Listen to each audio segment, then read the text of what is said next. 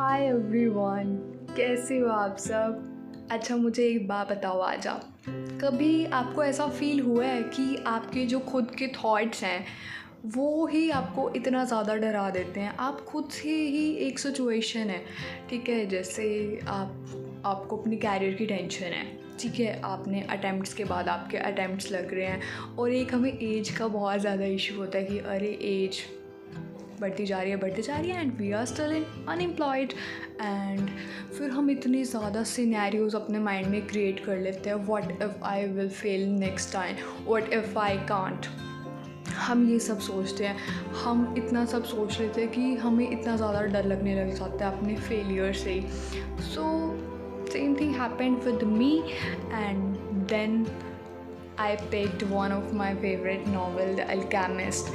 तो इसमें मैंने बहुत सारे कोट हाईलाइट किए हुए हैं। तो जब भी मैं परेशान होती हूँ मैं क्या करती हूँ, नावल उठा लेती हूँ या फिर और नावल्स हैं उनको उठाती हूँ, कोट्स देखती हूँ, फिर जो मुझे रिलेटेबल लगता है फिर मैं उसे रीड करती हूँ। तो आज ही मुझे एक कोट मिला, तो वो कोट क्या था यहाँ मैं मेंशन कर रही हूँ। उसमें था tell your heart that fear of suffering is worse than the suffering itself। कि जो हम खुद को डरा रहे हैं ना इतना सोच सोच के उस सिचुएशन के बारे में, वो बहुत ज़्यादा वर्स है रादर देन जब वो एक्चुअल में हो जाएगा। लाइक देखो, अभी हम अब अडल्ट हैं, ठीक है, तो हमें ये टेंशन होती है कि व्हाट इफ़ आई फेल। हमेशा ऐसे आता है ना जब एग्ज़ाम्स की प्रिपरेशन कर रहे होते हैं हमें। और सेकंड ऑप्शन ये आता है कि what if I will marry with the wrong partner. I think you can relate it with me.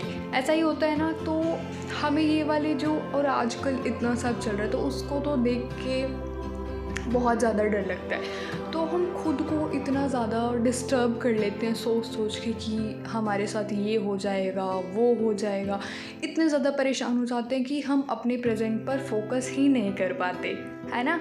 तो जब मैंने ये कोट रीड किया तो मुझे बहुत बहुत अच्छा लगा। तो मुझे लगा कि मेरे जैसे और भी बहुत स्टूडेंट्स हैं जिनके माइंड में ऐसा कुछ चलता होगा, तो शेयर कर लेते हैं। तो नेक्स्ट टाइम क्या करना है, हमें खुद को पॉजिटिव रखना है। आई नो कहना बहुत आसान होता है, लेकिन हम एक काम तो कर सकते हैं ना कि हम खुद से सिनेरियो क्रिएट नहीं करेंगे किसी चीज़ के बारे में कि ऐसा हो जाएगा वैसा हो जाएगा, क्योंकि ये ना बहुत ही, मतलब मैं क्या बोलूँ कि बहुत ज़्यादा ख़राब चीज़ है।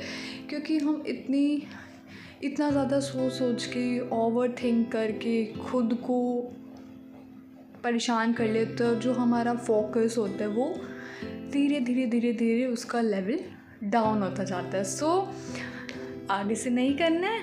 Okay, best wishes from my side.